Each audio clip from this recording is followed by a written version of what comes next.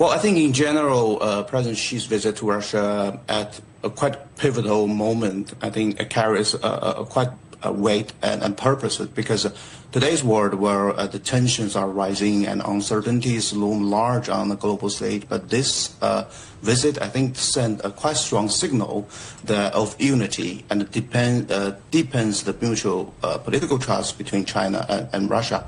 But I think the significance goes even beyond the bilateral ties, although we, of course, during the visit and the meetings between the leaders, they outline the concrete agenda to expand our bilateral strategic and economic cooperation in the future. But I think that China and Russia stepping up to jointly navigate in increasingly complex international environment. Talk to us a little more about the relationship of trust and loyalty between the two nations since the World War. Okay, this year, I think everybody knows this is the 80 years of anniversary of end of World War II.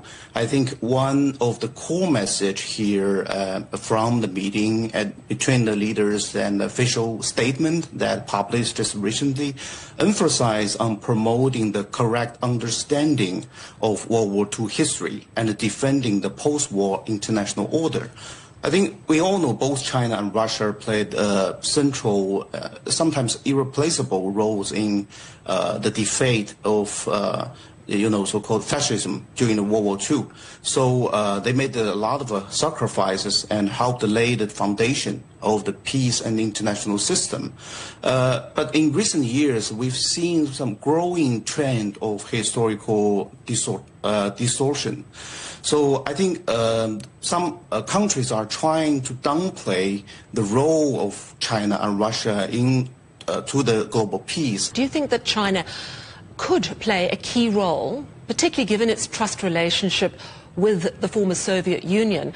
Could China play a role in mediating, perhaps in the conflict with Russia and Ukraine?